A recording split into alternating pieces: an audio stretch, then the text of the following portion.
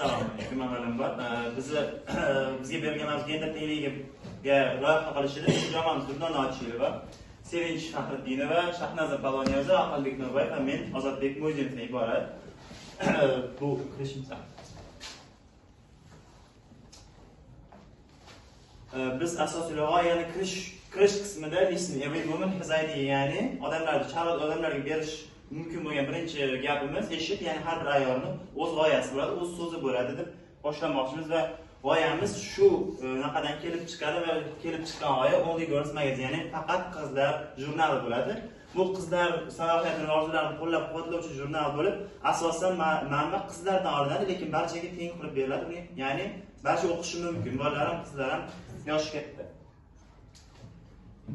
What does magazine contain? Ya'ni magazin, jurnal o'zining ichida nimalarni ichiga oladi? Breaking stereotypes, your voice in print, think and play, steps of success. Breaking stereotypes, ya'ni stereotiplarni sindirish uchun alohida bo'limi bor. Your voice in print, ya'ni boshqa insonlarning fikri, ya'ni qizlarning fikri, she'rlari, hikoyalari bo'lsa, uni alohida ichiga oladi. Alohida sahifa. Think and play, ya'ni qo'shimcha crosswordlar, o'yinlar bo'lsa, yutuqli o'yinlar bo'lsa, shu alohida sahifa va steps of success.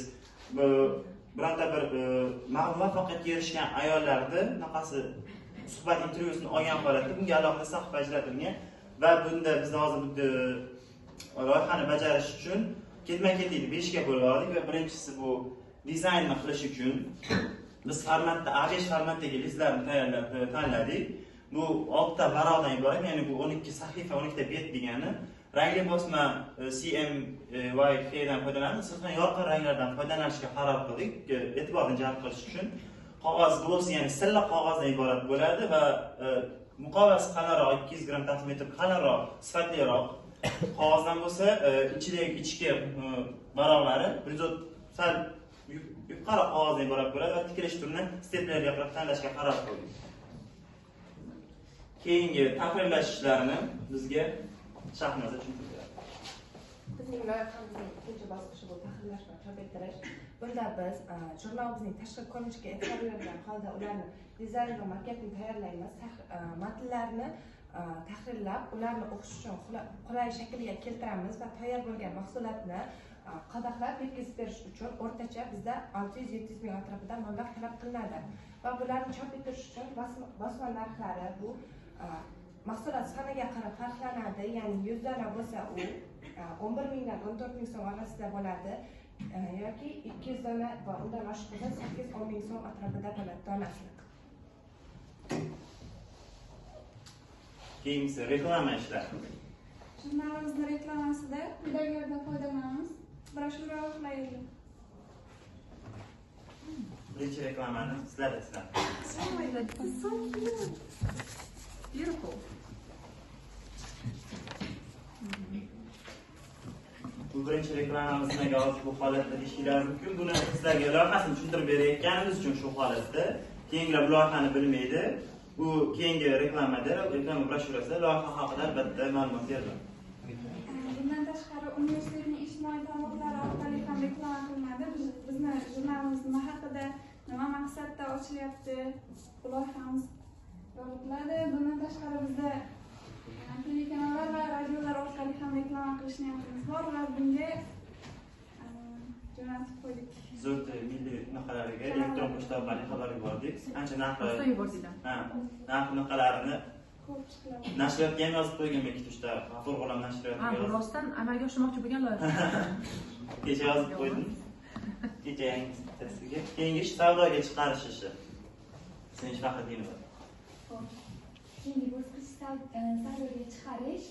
Bu loyihani boshlash uchun biz o'zimizni 2 yillik stipendiyalarimizni yig'ib shu loyihaga sarflamoqchimiz. Jurnaldan tushgan dastlabki pullarni, ya'ni birinchi son chiqarib sotganimizdan keyin o'sha tushgan summani bizda o'sha ilk sondagi yutuqli o'yinlar uchun ishlatish orqali biz obunachilarimizni yig'amiz va 2-3 oyda bizning auditoriyamiz kengaygandan keyin sof foyda o'zimizga qolib ishlaydi. Mana bundan keyingi reja manbalarni qayerdan olishimiz? Manbalar bo'yicha ijtimoiy tarmoqlardan mana tarqatilib chiqildi. Hozir buni pastida o'zimizni ommaviy guruhimiz bor, keyin administratorimiz bor. O'shanga bemalol nima fikrlaringiz bo'lsa, nima qanaqadir qo'shmoqchi bo'lsangizlar yo bo'lmasa loyiha haqida qanaqadir fikr yo bo'lmasa tashabbus bo'lsa, bemalol o'sha guruhga yo bo'lmasa administratorimizga bemalol aloqaga chiqishingiz mumkin. Xo'p. Keyin crossword va shu kabi qanaqadir o'yin mashg'ulotlarni biz o'zimiz guruhimizda ishlab, o'zimiz tahlil qilib olamiz va oxiriga kelganimizda masalan qanaqadir odamlarni qiziqtirishimiz uchun yo bo'lmasa o'sha gender tenglik bo'yicha yo'qotishimiz uchun gender tengligi muvaffaqiyatga erishgan ayollarni asosan gaplarni olib chiqishimiz mumkin yo bo'lmasa hayotini ko'rgazib berishimiz mumkin va bu ishlarni qiladigan vaqti biza 2 oylik 3 oylik stipendiya tushguncha sabr qilamiz. O'sha paytgacha biz bu ma'lumotlarni yig'ib tayyorlab qo'yamiz va shu stipendiyalarni to'plab bo'lganimizdan keyin aksariyat boshlab yuboramiz hammasini amaliyotda. Bizni loyihamiz shundan iborat.